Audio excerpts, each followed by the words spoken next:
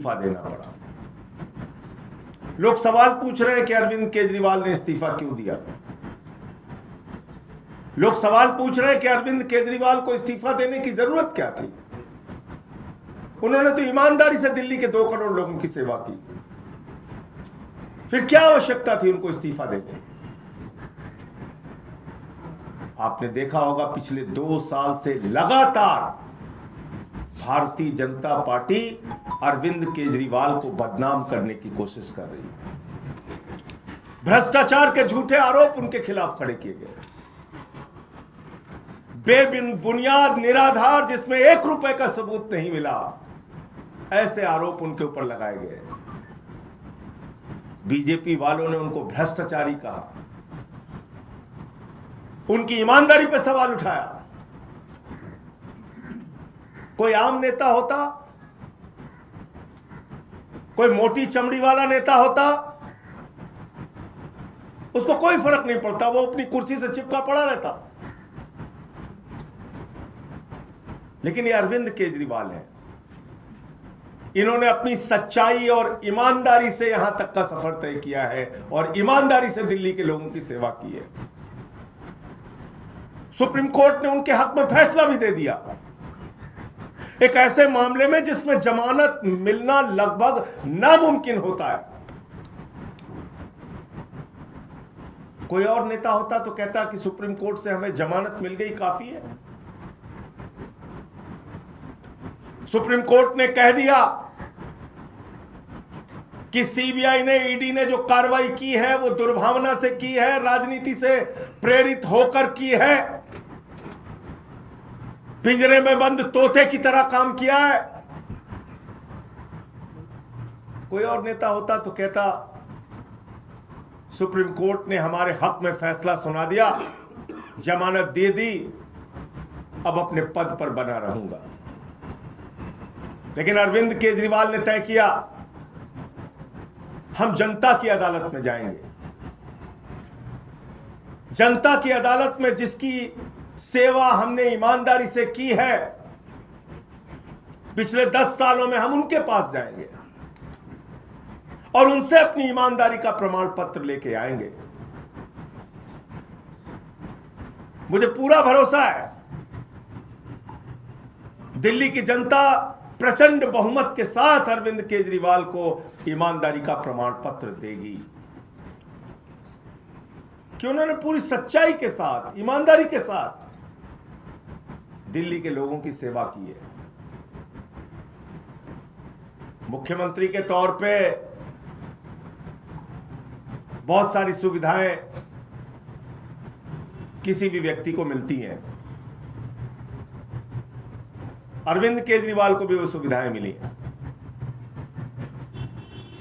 कल जब उन्होंने इस्तीफा दिया तो पहली बात उन्होंने की कि अब हम ये सारी सुविधाएं छोड़ देंगे, मुख्यमंत्री को मिलने वाली सारी सुविधाएं छोड़ देंगे। बाकी नेताओं की हालत हम जानते हैं, अगर कभी किसी पद पे पहुंच गए, कोई सुविधा मिल गई तो उसको नहीं छोड़ने के लिए सालों साल लड़ाई लड़ते हैं, घर से मकान से चिपके रहते हैं। लेकिन अरविंद केजरीवाल ने फैसला किया है कि उन्होंने कहा हम अपना मकान खाली करेंगे, हम अपना घर खाली करेंगे, 1 हफ्ते के अंदर हम अपना घर खाली करेंगे। उनकी सुरक्षा को लेकर भी सवाल है, एक नहीं कई बार उनके ऊपर हमले हुए।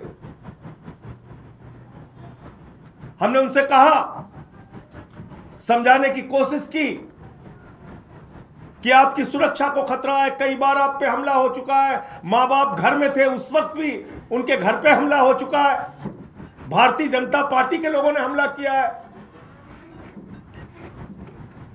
कई बार उनको शारीरिक नुकसान पहुंचाया गया, कहीं कालिक फेंकी गई, कहीं हमला किया गया, चोट पहुंचाई गई।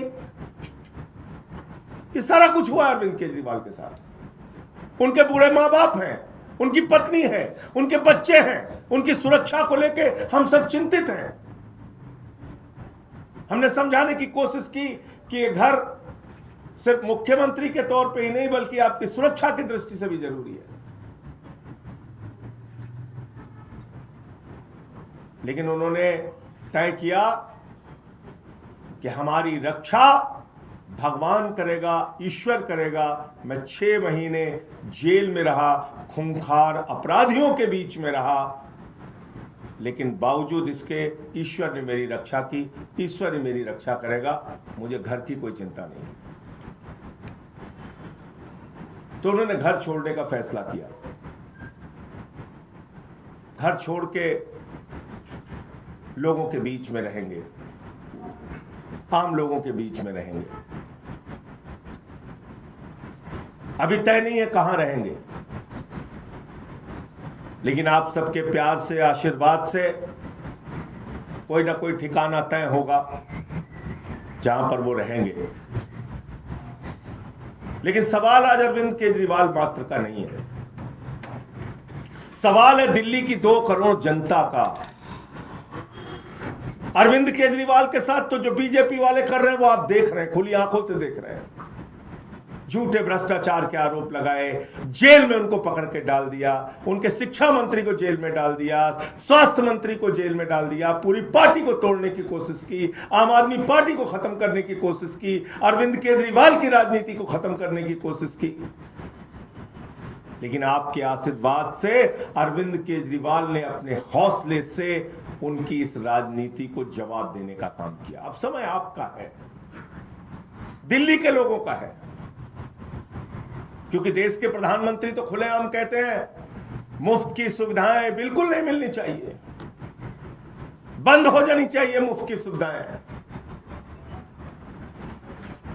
आपको सोचना है, अरविंद केजरीवाल नहीं होगा तो दिल्ली का क्या होगा, अरविंद केजरीवाल नहीं होगा तो दिल्ली के लोगों का क्या होगा।